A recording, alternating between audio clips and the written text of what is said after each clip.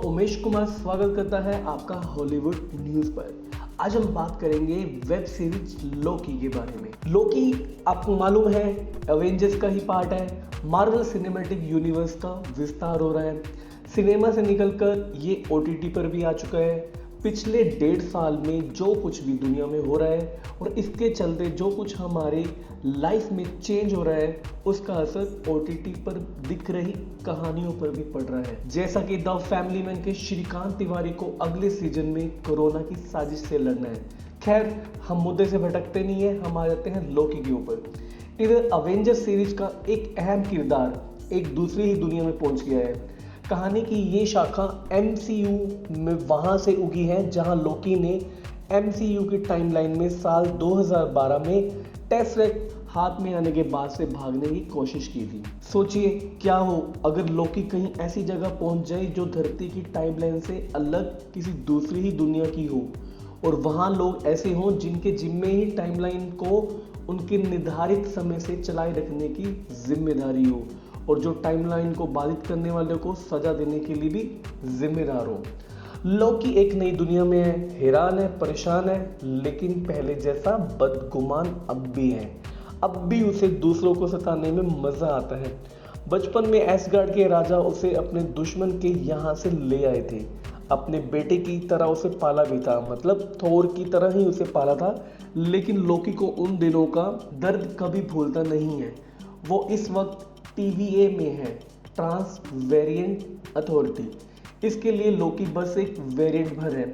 राह से भटका वेरिएंट कुछ वैसा ही जैसा चीन की वुहान लैब से भागा कोरोना है। दोनों के गुणों में काफ़ी कुछ एक जैसा दिखता है। पहली मतलब किसी के काबू में नहीं आ रहे वो। पहली बार MCU का ये किरदार हक बकाया सा दिखता है। उसका मन जैसा करता है वो वैसा कर नहीं पा रहा। लेकिन लोकी आखिर लोकी है। वो MCU में दिखे तमाम खलनायकों से अलग है। उसकी गुस्ताखियों के बावजूद दर्शक उससे जुड़ाव महसूस करते हैं। वो एवेंजर्स ना हो तो क्या हुआ, अपनी तमाम खामियों के बावजूद उसकी अपनी अलग ही लोकप्रियता है और तभी तो मार्वल स्टूडियोज ने उसे एक अलग वेब सीरीज दे दी है। इसके पहले मार्वल ने वांडाविजन और the Falcon and the Winter Soldier नाम की 2 सीरीज रिलीज कर दी है। अवेंजर्स सीरीज की फिल्मों में हाशिए पर रहे किरदारों को उनका वाजिब सम्मान देने और इस बहाने पहले से चलती आ रही कहानी में पीछे जाकर इस विशाल वृक्ष पर नई कोंपले उगाने की ये कोशिश असरदार रही है। भले पहले दोनों सीरीज में MCU के प्रशंसकों को इनकी फिल्मों जैसा रोमांच, विशालता और कसावट ना दिखी हो, लेकिन मार्वल की इन सीरीज ने लॉकडाउन के दौरान MCU के फैंस को राहत जरूर दी है। हम आगे बात करते हैं। मार्वल स्टूडियोज की नई सीरीज लोकी के पहले 2 एपिसोड समीक्षकों को रिलीज से पहले ही मुहैया करा दिए गए थे। इन 2 एपिसोड के हिसाब से लोकी के किरदार में टॉम हिडलस्टन हकीकत के काफ़ी करीब का किरदार दिखता है। वो यहाँ पर एक नए एक्सप्रेशंस के साथ है। खुद को भगवान समझने वाला कोई शख्स जब वास्तविकता के धरातल पर आता है तो क्या होता है, इसकी एक झलक लोकी की पल पल बदलती फेस एक्सप्रेशन से समझी जा सकती है। टॉम ने यहाँ अपनी मशहूर सीरीज द नाइट मैनेजर से भी आगे की लकीर अपने अभिनय से खींचने की कोशिश की है। ठीक 10 साल पहले 2011 में रिलीज हुई फिल्म थोर से MCU से जुड़ने वाले टॉम के पास खुद को नए सीरीज स्थापित करने का ये सुनहरा मौका है। 40 साल के हो चुके टॉम का कैरियर का ये सबसे बड़ा टर्निंग पॉइंट भी है। वेब सीरीज लोकी के लिए TVA की एक अनोखी दुनिया बसाई गई है।